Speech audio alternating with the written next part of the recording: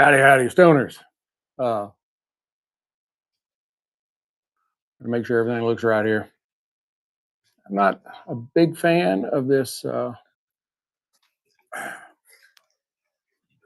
It's not a tripod. It's one of those bases that it's supposed to follow my face, but I forget to charge it. So, and I use my big tripod to keep my old iPhone on so that I can watch on X, which I'm doing. Everything is rolling like it's supposed to now. That's awesome. Wonderful. I am very excited. All right. Hey, I'm also very excited about this pairing. Yesterday was my 10th wedding anniversary.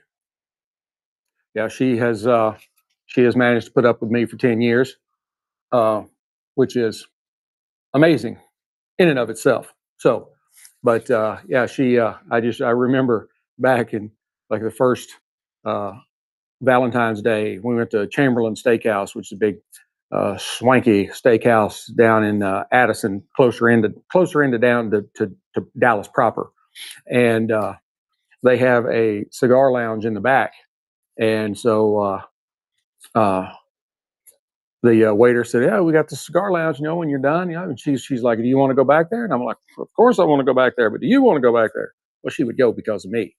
So we went and sat, and I smoked a cigar, and we talked, and but yeah, I don't think she's been in one since.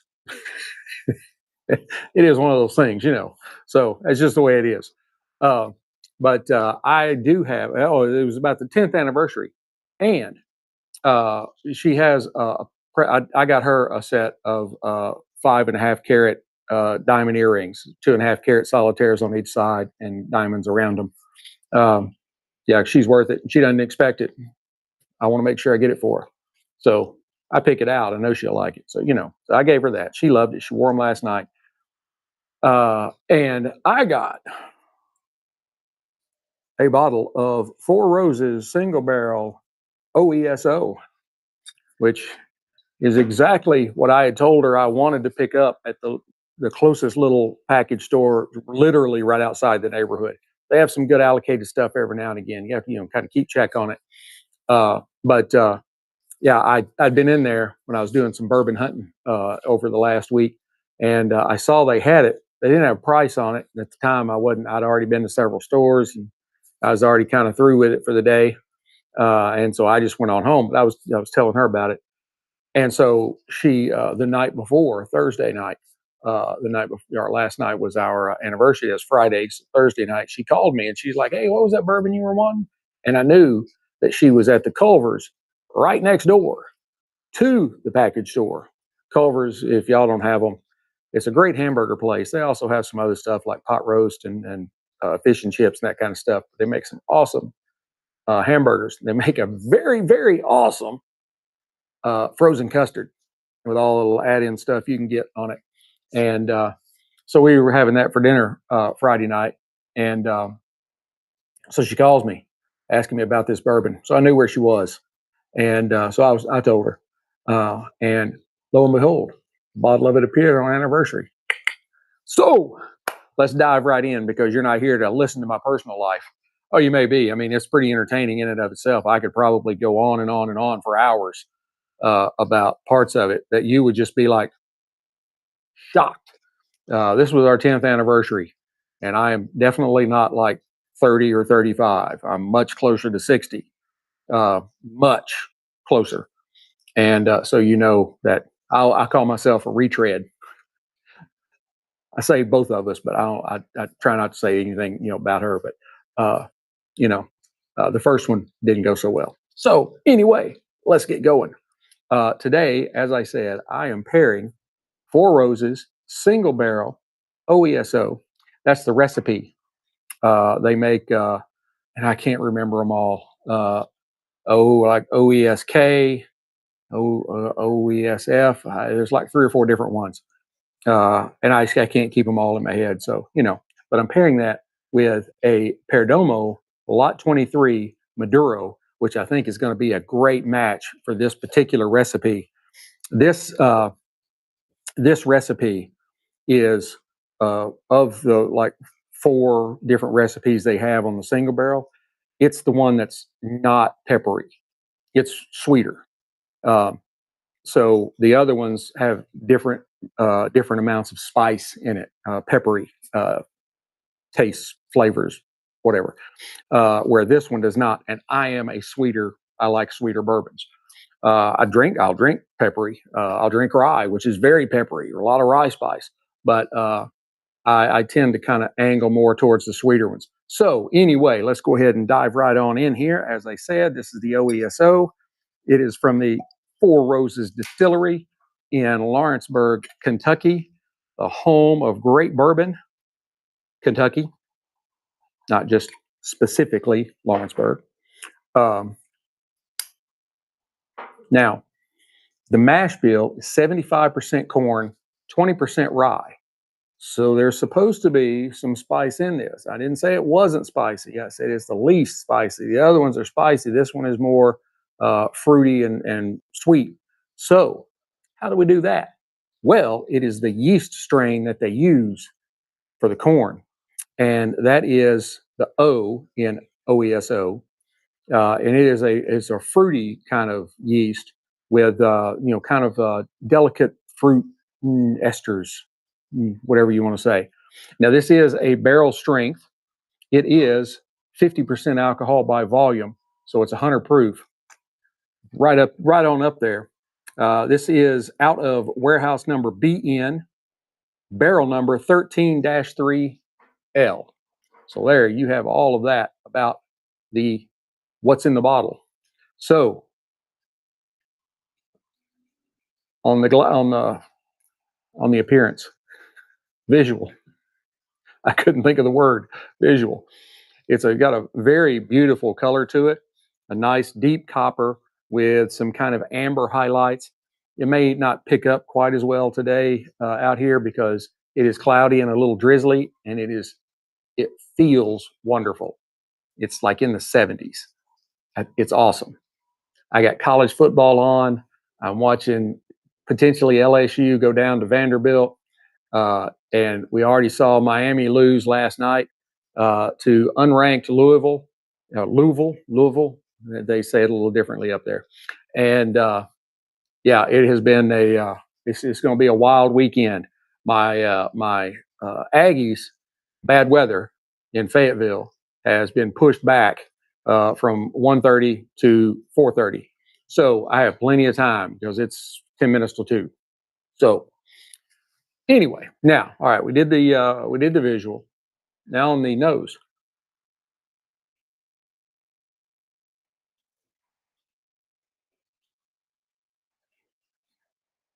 you do get this kind of like wonderful candied kind of orange, um, and some ripe like red fruits like apples, um, a nice vanilla bean, kind of a soft baking spice with a little bit of rye spice in there. Not a lot, just enough to let you know it's there. Just enough.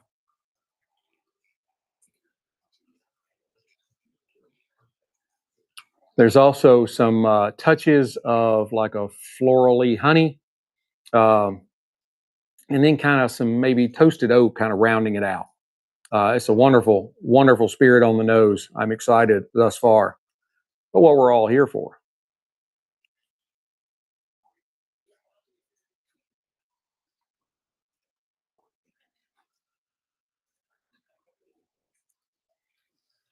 Yeah, exactly as I was saying. On the palate, it's a medium to full body. It's got some really nice notes of caramelized sugar, kind of dark cherries, a little bit of light cinnamon in there, and kind of some wasps of butterscotch coming through, and that OESO yeast kind of gives it that signature kind of fruit forward sweetness, and that's balanced by a kind of dry, peppery rye finish. So it's not devoid of rye spice, but it's more fruit and sweet forward. So you are getting some spice in there. Wonderful. Wish you could smell it and taste it right now. Mm. The finish is long and elegant. Uh, um, the sweet fruit kind of transitions into an oak spice with some leather and kind of a faint dusting of cocoa in there. Yeah, it's nice. You're going to wish you had it by the time we're done with this. Mm. Now, the cigar. Perdomo, they're some of the best in the business at making cigars. Nick Perdomo is he's a master at this. His whole life is built around cigars, um, and he's a super nice guy. Really, super nice guy. This stick is from Esteli, Nicaragua. The wrapper, the filler is a Nicaraguan Esteli and Jalapa. The binder is Nicaraguan, and the wrapper is a Nicaraguan Maduro. So it is a puro. Everything's from Nicaragua. Um, it's got a nice, solid construction. Very large double cap. Nice. It does have a little bit of a kind of a rich, oily kind of sheen to it. Uh, Dark, like milk chocolate colored. Um, Minimal to moderate veining. There are a couple of pretty predominant ones. Yeah, right there. Oh, yeah, it shows up right there. You can see. All right. Um, let's go ahead and what I do with my cutter. Cutter and my lighter still in my pocket. Hey, I wasn't completely ready. I thought I was doing. I thought I was doing great, but oh, and we need to do the nose. You got to know you got to know what this thing smells like, right?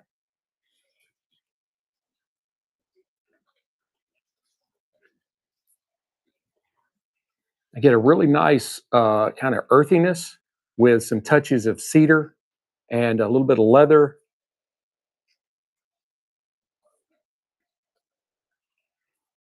some sweet tobacco. Um, there's some faint notes of raisin and um,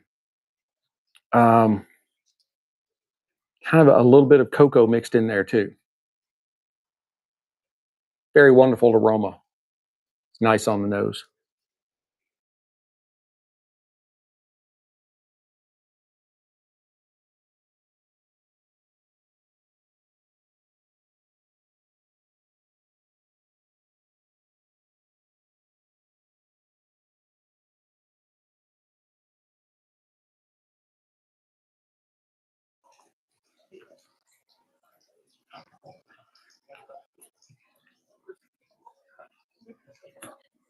Sorry, I was watching the game while I was doing this. I could just like drift off and be watching for like a minute or two. Y'all be like, "What's he doing? Is the screen frozen?" Um, it's uh, it's got a really nice draw to it, not too easy, not too tight. Um, it's a kind of heavier draw on your mouth. Uh, it's like a humid day where the air is a little heavy. It's that same kind of thing, but it's got some wonderful notes of some raisins and some nice tobacco notes on it, um, and I think some really nice notes of leather, like saddle leather, not just regular leather. Like rich leather. Mm. All right, I think it is time. Sorry. Let's go ahead and toast this baby up. Using my Rocky Patel Envoy 5 torch, kind of like one of Elon's Falcon rockets launching. If y'all follow me on X,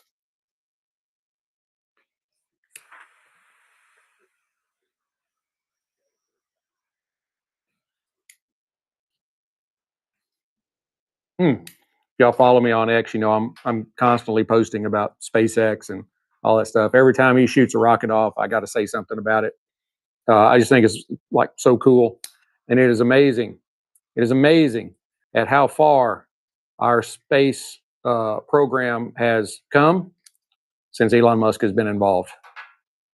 Yeah, I saw a video the other day. I think I shared it. I'll do it after I tell you about this. This is what you're here for, not to listen to about Elon.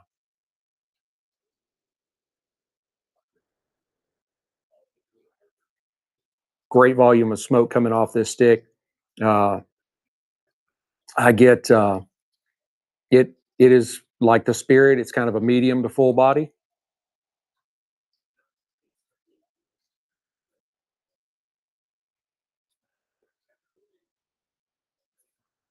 I get some nice notes of roasted espresso beans. So really dark coffee. Um, Kind of some bittersweet chocolate in there. This like the semi-sweet. It's not just loaded with sugar. Um, and some toasted cedar.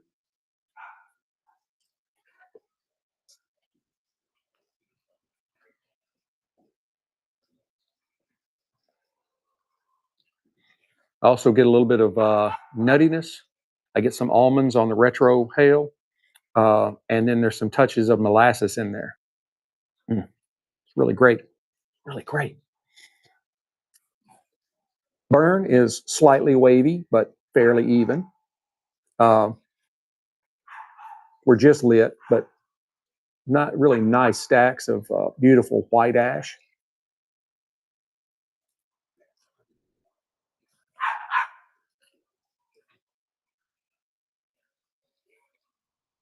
Every time I come out to do this, is there's a dog barking or there's somebody mowing their yard. Anyway, we got to try them together.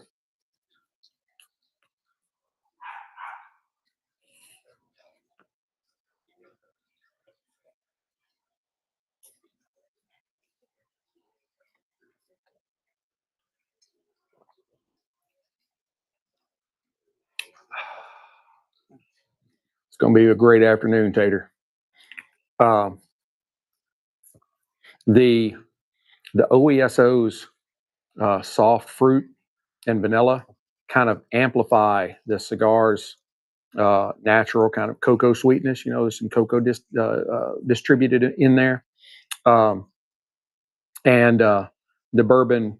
It's the rye spice in it kind of teases out the subtle peppery notes of the cigar, uh, while the cigar adds a creamier texture to the spirit.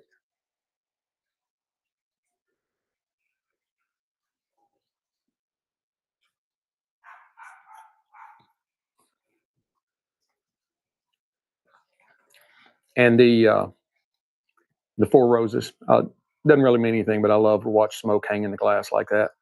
Not all cigars do it, uh, but it does kind of look like almost like a lava lamp. Very cool. Um, it's amazing that the Four Roses is so smooth that you don't really know that it's 100 proof. It drinks below its weight. It drinks at like a 90 proof. Um, some spirits once they get 100 or above, I mean they're bold. This one's not that way. It's nice and smooth, which really goes with the smoothness and that quality craftsmanship that goes into the Perdomos.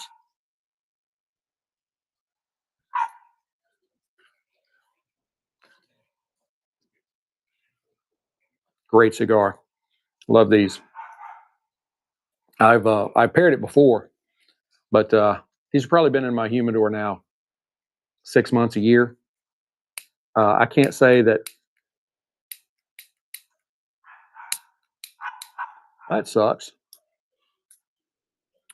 My single torch isn't torching. There it went.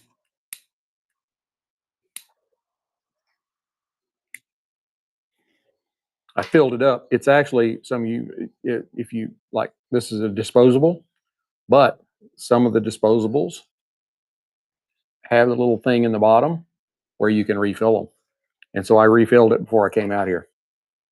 because I'd been noticing it got a little, it's starting to get a little low. And oddly enough, my Rocky Patel, I can't use just the regular gray bottle cigar butane in it. It won't go in. I have a bottle of a black bottle that's high altitude. I don't know what that difference is. It's just made for high altitude, I guess. Uh, but that can will fill the envoy up. The other one won't. But the other one will work on all my other lighters. And I'm almost out of the black can, so I'm gonna have to get some more because I love my Rocky Patel Envoy. It's my favorite lighter, favorite one I've ever had.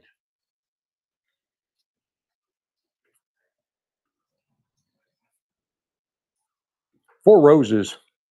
Uh, I mean, they've been around a while. They were established in 1888, but they're not necessarily one of the more well-known, uh, just among the masses.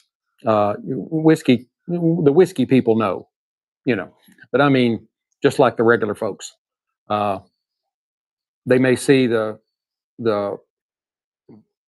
entry level, for like 20 or 25 bucks a fifth, but they're going to recognize Jack Daniels, Jim Beam, these, because they're not, I don't mean to make it sound bad, they're not paying attention. They're not like us bourbon hunters that are, like Glendronach. I discovered Glendronach a few years ago, and I'd never heard of it to that point. And now uh, they're, like winning awards, and people are um, people are talking about how great it is, and it's starting to go up. But their entry level 12 year, I think I got it for less than $50 a bottle, but now I think it's over $50 a bottle.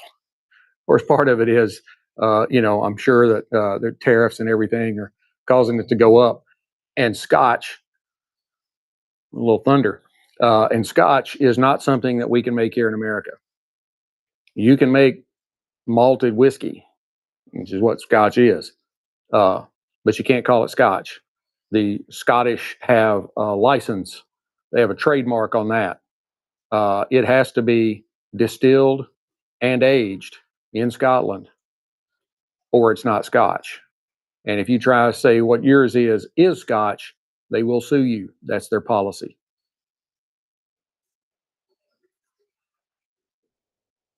So,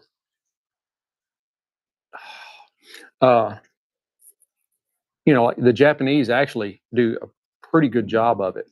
I can't remember the guy's name, Japanese name, Tanaka, something like that.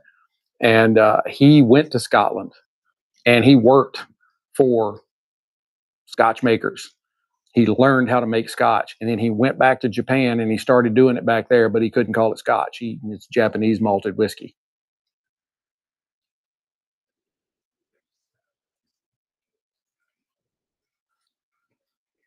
Yeah, it's like bourbon.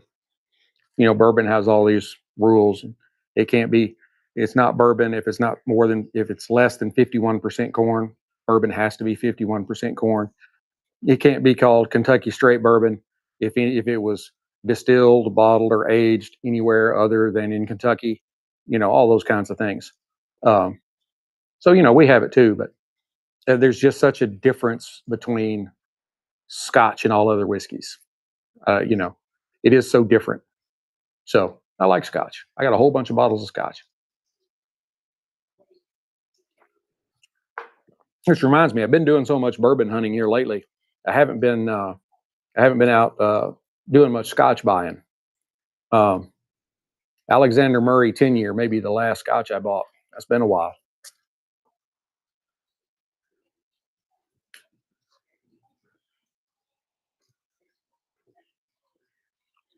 It's amazing. You take a sip, you got that little rye spice on, towards the back of the sip. So you got that little bit of peppery on your tongue. You take a draw, and it kind of just starts cooling that down, and just makes it more creamy. It's a great cigar. It's a great spirit. I love the OESO. Uh, there may be a lot of bourbon purists out there that prefer spicier. And this one does have spice in it, but this is the sweeter, more fruit forward recipe, and it's really good. It's really good.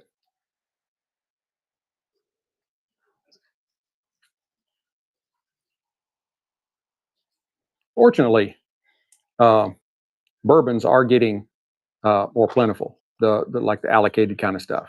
Matter of fact, you can pretty much go into a liquor store and find E.H. Taylor on the shelf for like, I think the last bottle I got was like $65. First bottle I bought a few years ago, $125. But you know, people kind of got tired of having to try and chase the bottles.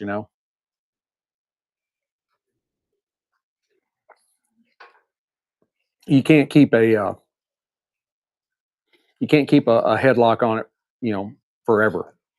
At some point, people will become disinterested. And now, from what I'm hearing, tequila is now the big thing to be chasing. Even though people still bourbon hunting, but now they're also looking for tequila. So because tequila is not just for making margaritas and tequila sunrises. Really good quality tequila is a great sipping spirit, just like bourbon or scotch is, or whatever.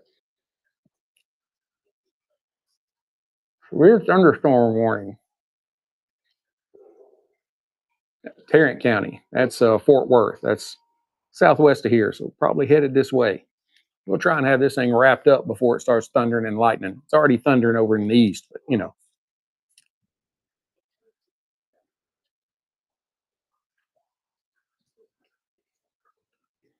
Vanderbilt's going to screw around and win this game. That's going to be awesome.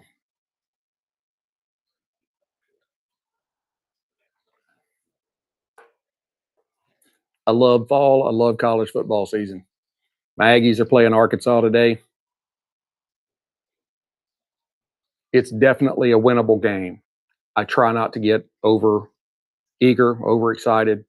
Uh, you know, we've had too many years where we start off really great and then we stumble about halfway through the season and we just kind of roll across the bowl eligibility line. Not even talking about playoffs, just bowl eligible. Sometimes we didn't even make it to bowl eligible. We go like 5-0 and win, and then lose 6 straight games or lose 5 out of 6 or something like that. This year, I mean, they're looking so much better.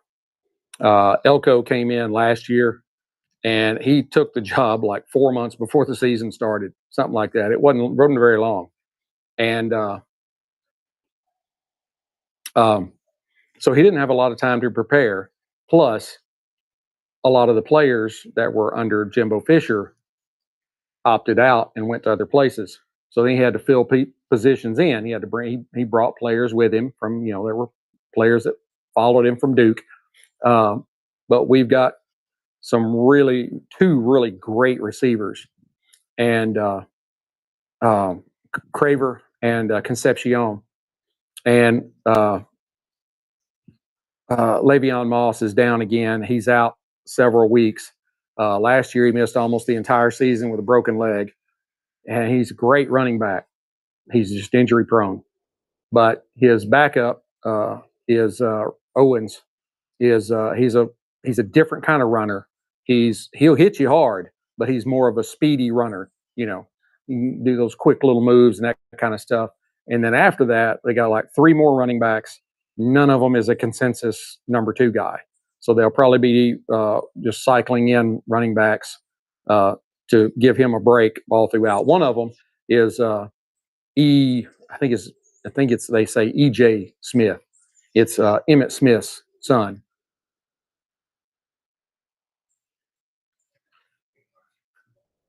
And he's an okay running back. He's not his dad. Not his dad.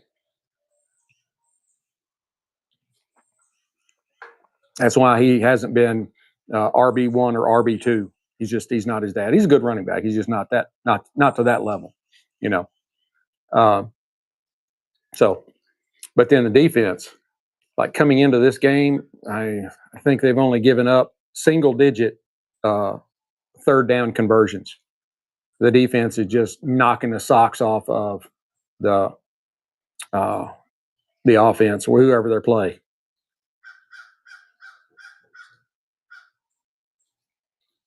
And getting better every game. But this is Arkansas. Arkansas and A&M have a rivalry that goes all the way back to the Southwest Athletic Conference back in the 60s and 70s. Yeah, it doesn't, there's no love lost there. And this is the first game in many years because it's been, in recent times, it's been played here in Dallas at Jerry World. So, you know, I mean, you had equal representation because we're only 2.5 hours from the state line. So you had, you know, big, you know, throngs of Arkansas fans and throngs of A&M fans. This is the first time it's been back in Fayetteville, and um, the Hogs playing us at home. They're going to play hard. So I'm giving them all their due. They may not really be a good team this year, but they are going to play the shit out of us. Those beautiful stacks of white ash just continue. A great burn line on this stick. Great burn time. We've probably been smoking about 15 or 20 minutes, and we're getting close to the halfway mark. This is a kind of a smaller, shorter cigar.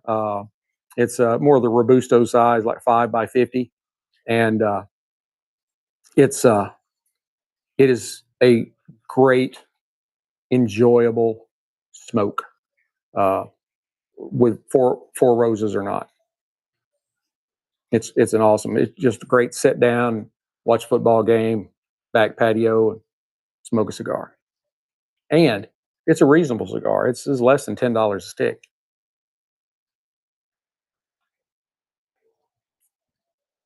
Now, Mrs. Sticks-n-Stonez did not tell me what she paid for the four roses, but when she called me, I told her it should be about $50 a bottle. If it's like 60 or more, don't buy it.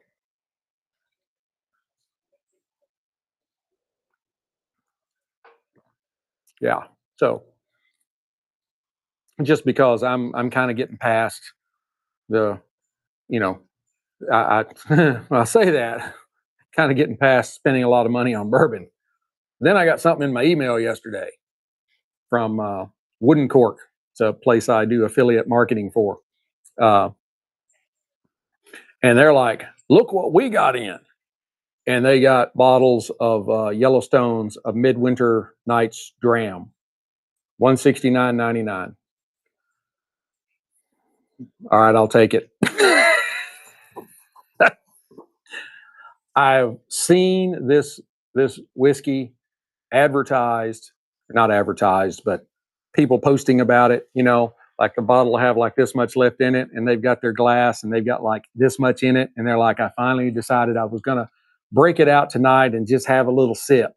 You know, they hold on to the bottle for years, and I'm like, I just got to try it. It's like I've got a bottle of Blanton's in there, and it's about half empty, and I rarely touch it. It's like a you know, celebratory kind of uh, spirit because it was an expensive bottle, even though they're really not all that much now. Oh, there's about 2 minutes left in this game, and Vanderbilt is going to score again. At least they're at least going to get a field goal out of it. The number 10 team in the country going down.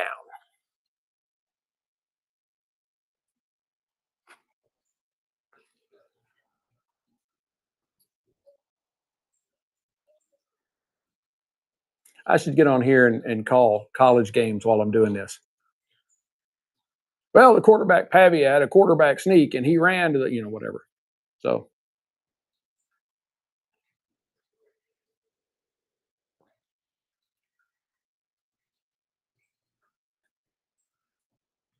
one thing I can complain about, it's a blessing and a curse.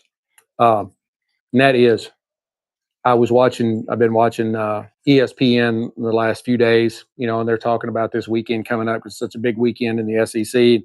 You got Tennessee and Alabama, LSU and Vanderbilt, Ole Miss and Georgia. They don't even mention A&M. A&M's the number 4 team in the country. Don't even mention them. All right. Oh, are they playing? I didn't know. Yeah. So no respect. Rodney Dangerfield. No respect. No respect. Huh.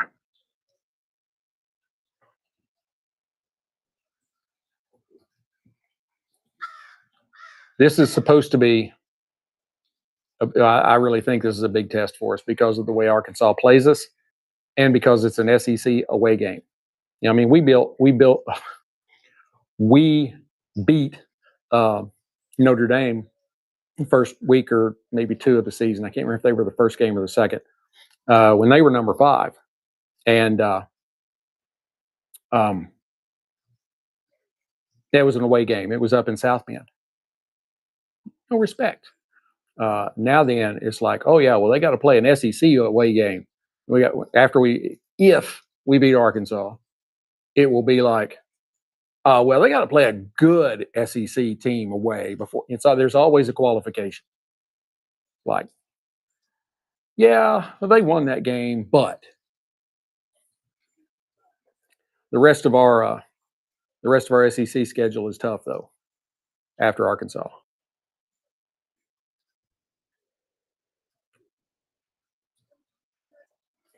we're probably at the about the halfway mark. Uh, as we've gotten into the half, as the cigar has warmed up, uh, you get this the nutty molasses espresso notes kind of get a little bit more bold. Oh, it's raining again, um, and that really complements the Four Roses kind of dark cherries, cherry brown sugar kind of tones, and they just meet beautifully about the middle of your palate. I mean, it's just a rich harmony of sweet oak and dark chocolate and fruit. It's just wonderful. It's a wonderful experience.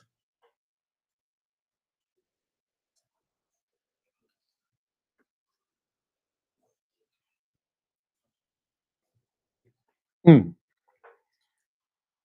For those of you that are just joining us, because I see we are doing very well on people, um, I am pairing Four Roses OESO single barrel, 50% alcohol by volume, uh, so 100 proof, with a Perdomo Lot 23 Maduro. I love Four Roses bourbon. I do. It's one of my favorite bourbons. Um, like Kentucky bourbons. Um, the mash bill on it is it's a 70. Where's my notes at here? There we go. 75% corn, 20% rye, and 5% malted barley. So with the 20% rye, you would expect it to be spicy, but they use a yeast strain, which is one of the O's. The OESO. It's all the letters have something to do with the recipe, and one of the O's is the yeast strain, and that particular yeast strain has this nice, delicate, fruity kind of theme to it, uh, and it gives you kind of a medium to full-bodied spirit that has some really great notes of caramelized sugar. Like for instance, don't think about the creme brulee, the dessert, but when they caramelize the top of it, it's that kind of crusty, toasted sugar. Um, some dark cherries with some light cinnamon and some nice waves of butterscotch kind of mixed in there. And it makes it for a really great fruit forward sweetness. But at the same time, as you get farther back on the palate, you get a little rye spice to kick in there that kind of helps, keep it from being just sweet. So, and then you have the Lot 23, which is up. Vanderbilt won. They beat LSU. Oh yeah. Um, the Lot 23 is a Nicaraguan Puro. Um, the filler is Nicaraguan Esteli and Jalapa. It's got a Nicaraguan binder with a Nicaraguan Maduro wrapper. Great construction as always with the Perdomos. Um, The flavor profile was like roasted espresso beans, coffee, um, kind of a bittersweet chocolate, not like milk chocolate. And you get some toasted cedar and a little bit of nuttiness in there, kind of some almonds and some molasses, and uh, and then there's a little more of like almonds with just a touch of pepper on the retrohale. Uh, both of these are outstanding offerings. Outstanding.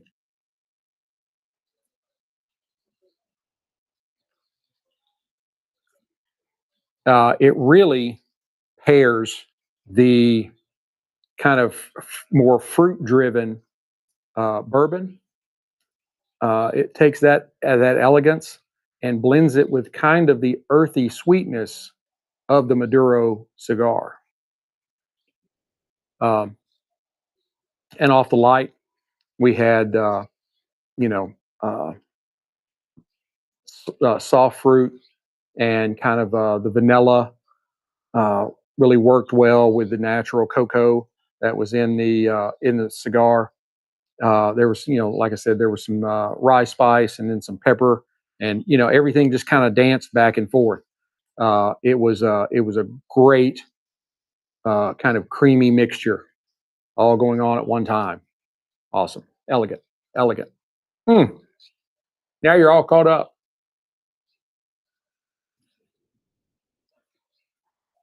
All right, I change channels now. This game's over.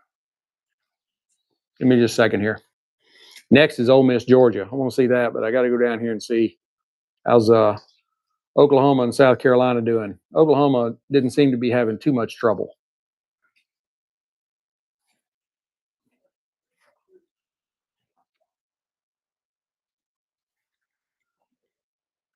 Kind of split on whether I want Oklahoma or Georgia. I mean, Ole Miss or the Ole right.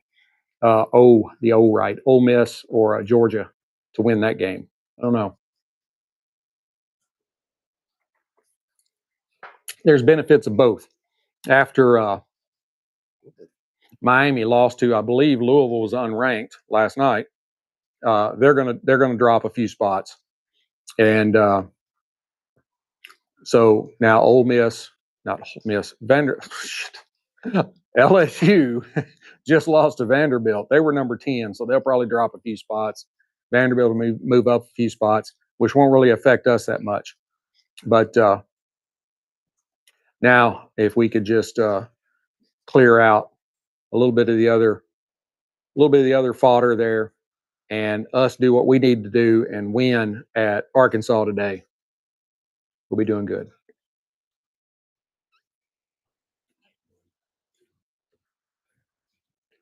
Last year, uh, Elko took a lot of heat, and we had kind of a, I think it was a little better than the last year under Fisher, but before the season was over, there were fans already calling for Elko's head. And he'd only been on the job a few months, uh, and I was like, look, I get it. You want to win now, but you can't have a coach come in and win a national championship the very first season. Not unless he's bringing national championship players with him, or the players you have are national championship winners. It's just not going to happen because players are going to leave. He's going to be players in, players are going to stay, and then they have to try and adjust to his system because they were working under the other coach. The other coach may have had a completely different system he was using. Uh, but to be where we are right now, I'm very happy, and I am actually satisfied that we're not in all the discussions. I would like to see us get a little bit more respect, but the less we get talked about, the less pressure we have on us. Because you start seeing everybody talking about you on ESPN, and then you get to thinking, we are all that. I'm wearing my Texas A&M today. Uh, we are all that, and that's what's happened in the past is they run off like 5 or 6 games in a row, and then all of a sudden they just collapse. I really don't see that happening this year. Uh, are we gonna make it into the playoffs? I think there's a good chance. I think right now it's something like a 79% chance. Um, but I'm more worried right now taking baby steps and playing for the SEC championship. If we do that, I think that's been a successful season. If we win the SEC, that's a very successful season. But we'll see how it goes. I am a member of the Texas A&M cult. I know how people talk about us. I don't care. Matter of fact, I agree with them. Yeah, we are. We love our Aggies. They're a different breed. So much tradition and stuff down there. Love College Station. I did grad work there. Uh, my oldest daughter graduated from there. My next daughter up should be a senior next year. She may not make it in very first time. She's got decent grades, like all A's, a couple of B's. She's taken, like advanced algebra and advanced chemistry and stuff like that. Uh, but it is a hard school to get into. And she's resigned to the fact that she might have to go to a place that, like, they have several different colleges uh, that here in the state that are kind of like a feeder system where it's a 4-year school, but you go there, you do the first 2 years, and if you meet certain grade points and stuff like that, then you can move on up if that's what you want to do. Now, my youngest daughter is a year behind that. She ain't gonna have a problem. She's getting in. She's getting in. That's my little savant. Hang on, I gotta have a different drink. We're rolling right along. Still a wonderful burn line. Excellent construction on this stick. Those nice little stacks of ash. It's a wonderful cigar. I really love it. Excellent construction. Man, Nick Perdomo knows how to do it. I love like sit down and have a drink and a smoke with him sometime.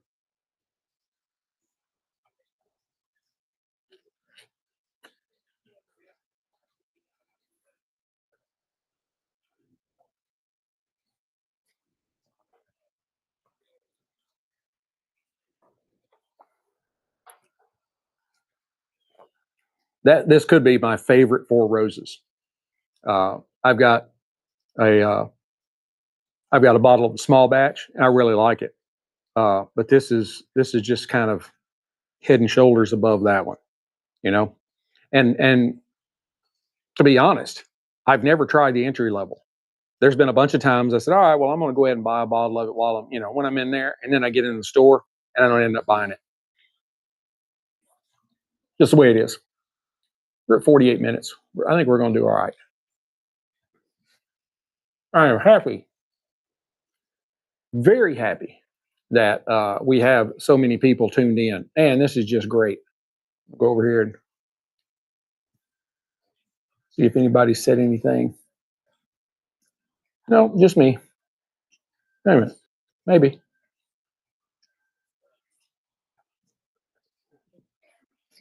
Hang on. I'm goofing around.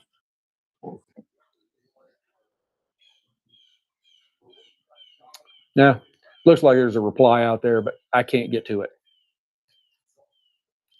I I'm still I'm still a poor man on this thing. I don't have all the bells and whistles. This is a 2 iPhone operation.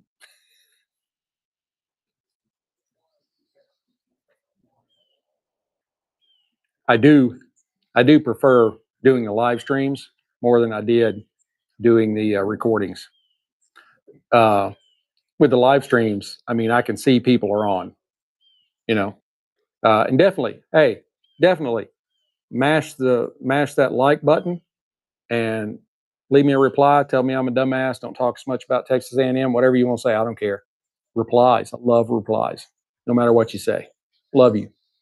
Uh, But the recording, you're just sitting there talking to the camera or, talking on the microphone, and you have no idea if anybody's even going to listen. But this is immediate feedback. I love it. So, and there's not nearly as much uh, work has to be done. Like I record this, or it's live streamed, but it's saved on YouTube and on Rumble.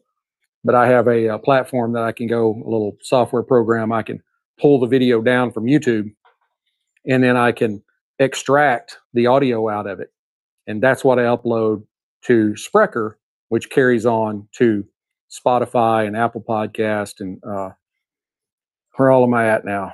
Uh, iHeartRadio podcast, Pandora. Um, no, not, Pandora. I think is still around, but Amazon Music podcast. You can actually go onto the Amazon Shopping app and you can put in Sticks-n-Stonez, and it'll pull up the show for you there on the Shopping app. Yeah, and it's free. You don't have to pay anything to buy it. You just start listening, so you can listen while you shop.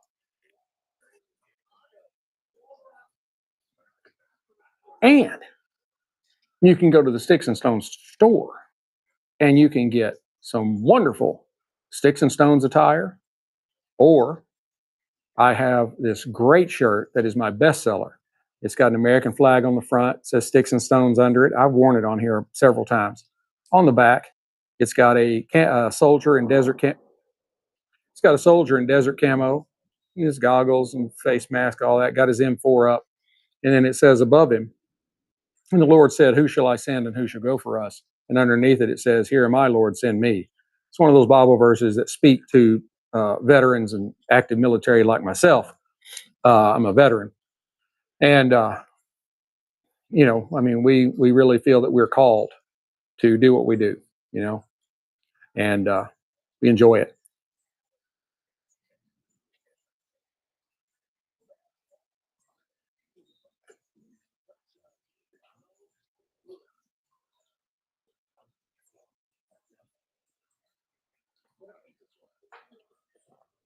Yeah, Oklahoma has South Carolina well in hand. I think we're kind of getting down near the end, and we're already at like 52 minutes. So I want to go ahead and kind of wrap this up for you. Um, the cigar kind of deepened in the last half into a really kind of that super dark roasted coffee beans with a peppery finish. The bourbon kind of evolved with oak and some cloves, and then the caramelized fruit. Like if you're taking fruit with sugar, caramelized it in a pan. Together, they leave this nice, lingering kind of warmth of charred oak and dark chocolate and spiced fruit preserve kind of things. It's wonderful. I mean, wonderful. Um, I would I would say that this is an excellent match, and I would give it a 92 out of 100. Um, if I was going to try and rate it, I mean, it is an excellent, excellent pairing. You would not go wrong trying this out. And it works because the OESO's kind of fruit forward sweetness and elegant rye spice align perfectly with the Maduro's kind of earthy espresso and cocoa tones. It delivers contrast and cohesion at the same time. The bourbon lightens the cigar's richness, while the smoke adds depth to the whiskey's fruit. It is a wonderful, wonderful pairing. You should try it. I hope you enjoyed this episode as much as I've enjoyed bringing it to you. Please hit like, subscribe, share, notify, ring all the bells, do all the whistles, all that kind of stuff. Mash that like button. I need to know that you all love what I'm doing. Makes me feel good. Gives me a tickly feeling inside. Until we get to be together again, keep your sticks dry and your stones cold, and have a great day.